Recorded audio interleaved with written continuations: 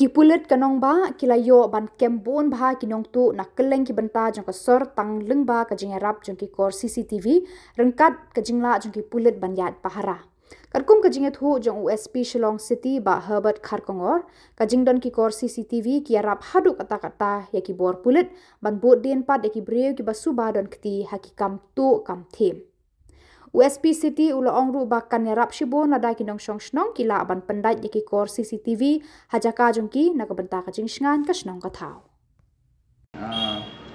Kes ki don la yo i kes ki don shan yo i bagi dah mo kita te ki kes ki ala da ki information ki banyo ni reduce ki FIR ki don bagi wan chakmat don bagi haban shim sumo to cases tu kon ini kumaga longma ni kes kita ni ki bangi lai ia po CCTV gitu betul ki follow up kita ni jongi ki kena ki beri kita ki kena mo ki staff jongi dan ki bele patrolling gini kata ki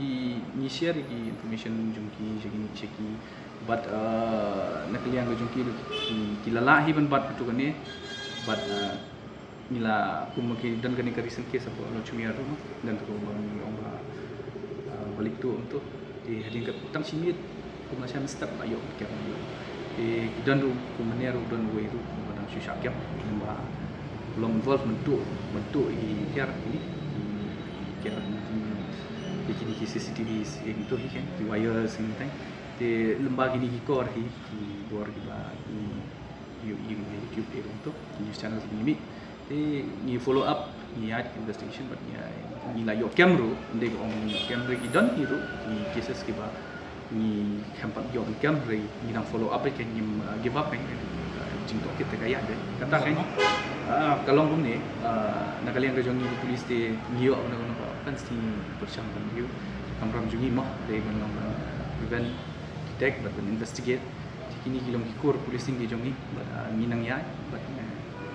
ki preventive measures ki patrolling jungi ru midan met malah report ki checking ru hidan dan niat but kini kilong effective hi bagi benlang kumbalik sekembok ngong meneh dan bunyi obat dengan step you tu betul wires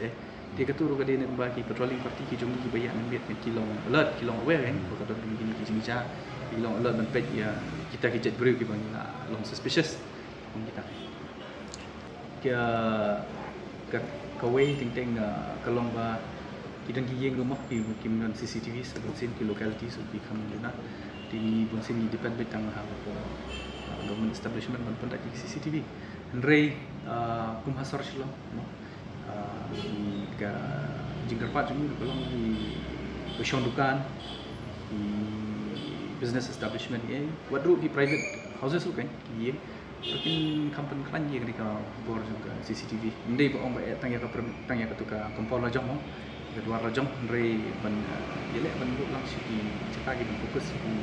public spaces bagi ya ki ba rumah kani kan ya rabon baru kawai gelong pengen hab long alert hi kisong kita ha jumi. Ndai ong sini at kita ndai nomor ba katkum ki information ni ero bagi share ke public kinong ya rap itu long kai ko bah bagi ladangi lalong aware ki sing kita ni pet hai ki bude ki baru ni mo bingi la ti kai rap ha